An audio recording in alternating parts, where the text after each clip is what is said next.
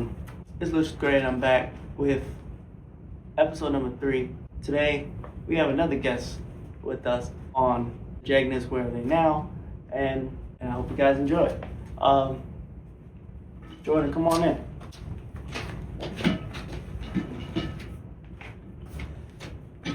Well, what's up? And not much. How about you? I'm good. So, introduce yourself. Share a little about who you are. Hello everyone. I'm Jordan Mason. I've been in F.A.I.T.H for more than a year.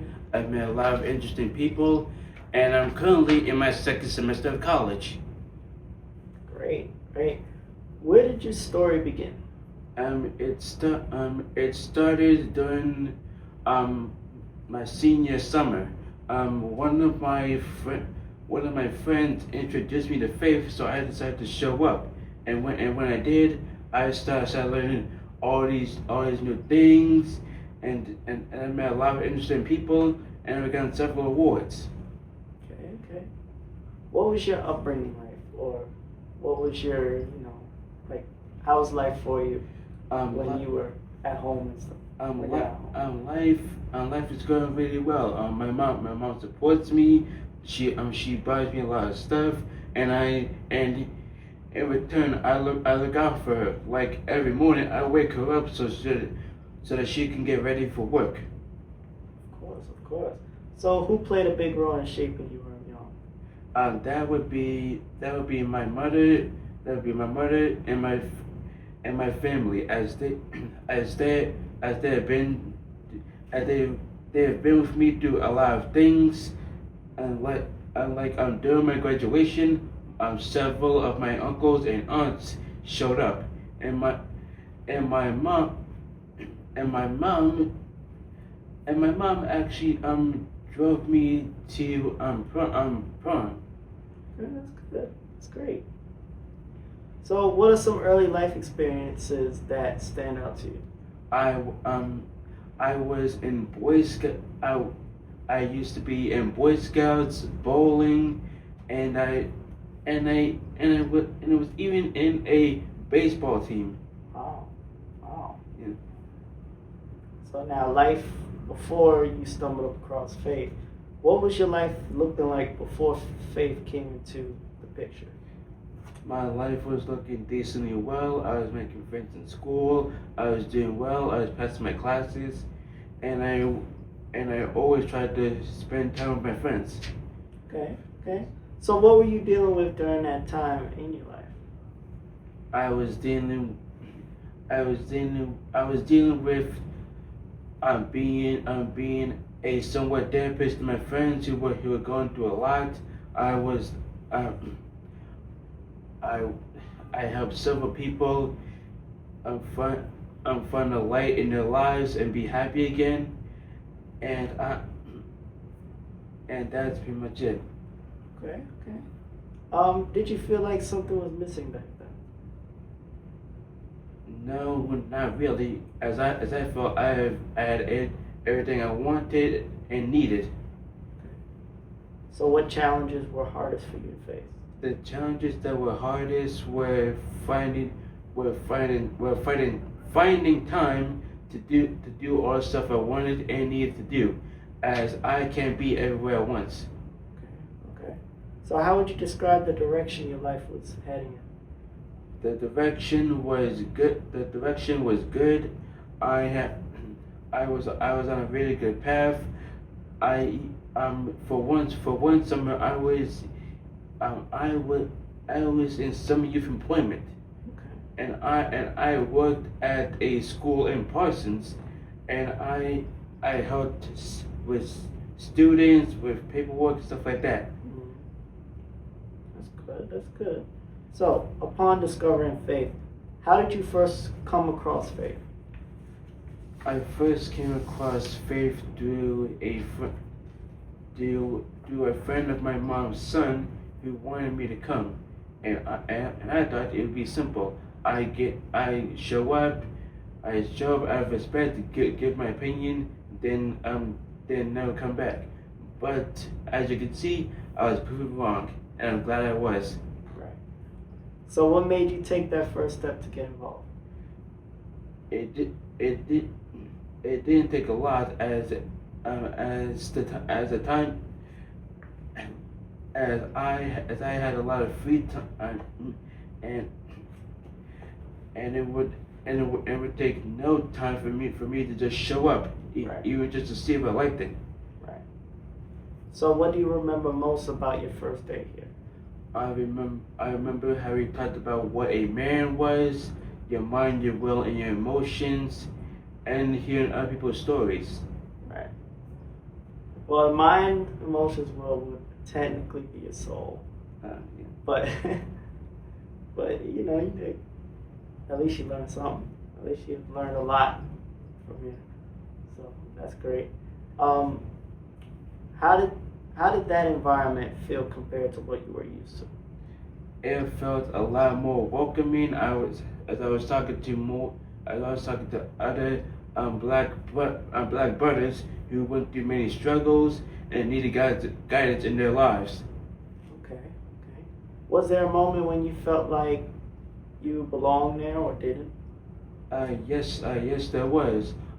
During the award ceremony and several other activities that we went to, it felt like a brotherhood. Okay. Okay. So now, can you remember a moment when something really clicked for you? Yes, there was. I was at home reading the Bible, and I was thinking to myself about the biggest problems our world is currently facing, and I was thinking about how trivial it was in comparison to the spiritual warfare that we were currently going through. Wow. Right. So who influenced you the most during your time in faith? That that's hard to say as as I had influence from a bit of everyone, but if I was forced to say, it would be Kenny, as he told me stories about the black community, about redlining, about what black people have went through, and I was thinking about how to this day they are still trying to segregate black people and and treat us as less than man. Like, did you know about the 3/5 clause?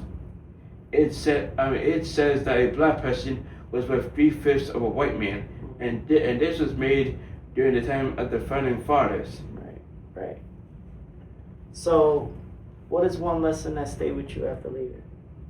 One lesson is that as a black person, just because of my skin color, there's always gonna be people that don't like me, Right. just for my skin, and I had to learn to be stubborn, to stay strong in prayer, and to look out for others. Right. So, did your outlook on life begin to change, and how? It changed when I started to notice how that is a hard question. Well, the first question: did your outlook on life begin to change, Yes, it did. and then how did it change? It changed when I started to notice how currently there are still people who are very racist towards black people and don't like us, even though years ago, long before I was even born, we ended segregation and Jim Crow laws. Right. Okay. So, when did you realize you weren't the same person anymore? I realized that when I started to talk, when I started to sound more wiser and giving more coherent life advice to people. Okay. So, your growth and your change. What steps did you start taking to improve your life? I started working out more. An example is I just last week I bought a new jump rope because I like jump roping. I'm good at it, and and I and I started using my treadmill more often. Okay. So how did your mindset shift during that period?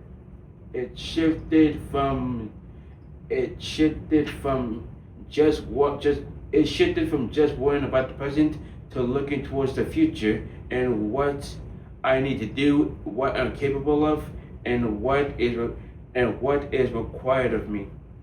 Okay. Okay. So what obstacles did you still have to push through? I still had to push through,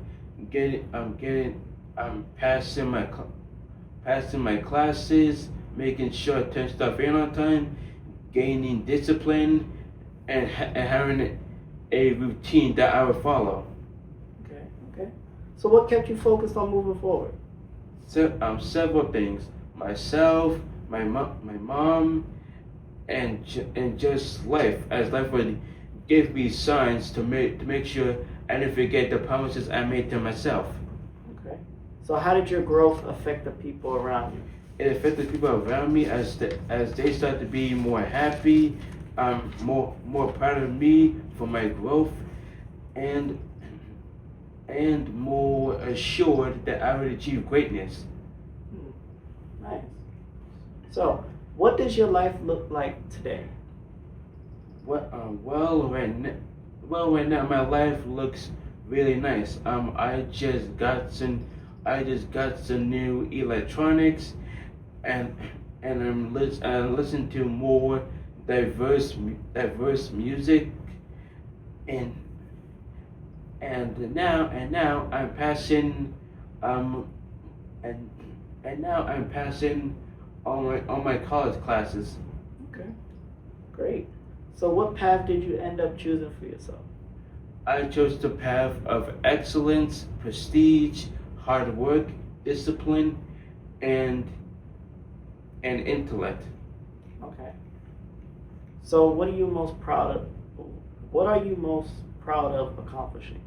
I am most proud of just graduating high school, as there are many members of my family who gave up, and every day I remind myself how I succeeded where others have failed. Nice. So, what drives you today? What drives me today is my determination to get education, to get the job that I want, and to make new friends. And what job do you want? I want to be a biologist. Okay, okay, nice. So, how would you describe the person you've become?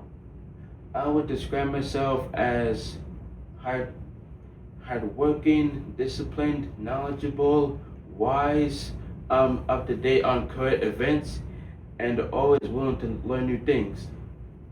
That's great. So, becoming a Jegna. What does being a Jegna mean in your own words? It means defending black culture, giving a voice to the voiceless who are too scared to speak their truth. Okay, okay. So, how do you show up for others today? I I text people.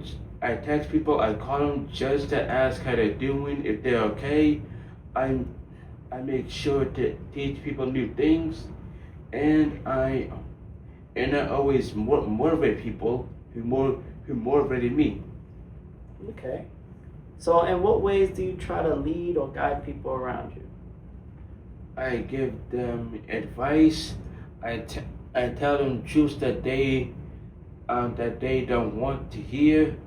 I basically I make people comfortable with being uncomfortable. Okay, I like that. So, why is it important to give back? It's important to give back, as the more you give back, the more you'll get back in return. As people will be thankful, they'll see how they can help you, and they will encourage you on your goals. Okay. So, what impact do you hope to have on your community? I hope to have a positive impact. I hope to I hope to form a connection with people. I hope to make them feel loved. appreciated and acknowledged. Okay. So to reflect, when you think about your journey, what stands out the most? What stands out is what stands out is all the trials and tribulations that I went through, all my personal struggles, and how I overcame them to be where I am today. So what did your hardest moments teach you? My hardest moments taught me that God is looking out for you. You you cannot achieve great things. Do do do do no hard work, and that the future is there. You just have to be willing to take the leap. Right. So how do you define success now compared to before? I define success as being financially free, as in being in no debt, and owing nobody anything. As Before? as before as before, I used to think it's about being the richest with the most money, the most cars, and the most physical stuff physical stuff just to show off. Right. Okay. So what kind of legacy do you want to leave behind? I want to leave a legacy of positivity, hope, determination, compassion, and and and hard work. Okay. So to close out, if you could go back and talk to yourself at your lowest point, what would you say? I would tell myself that stuff is gonna get harder. You're gonna forget a lot of stuff, but as long as you're willing to adapt, change, and grow as you grow up, you will see the light at the end of the tunnel, and you'll be surprised. You'll be surprised with how much you overcame and where you are. Okay. Thank you, Jordan. Thank you for having me. Of course. Well, I hope you guys like that. I hope you guys like that episode, and I hope you guys like that interview and everything you had to say today. And be sure to like, comment, subscribe, and I'll see you guys in the next episode.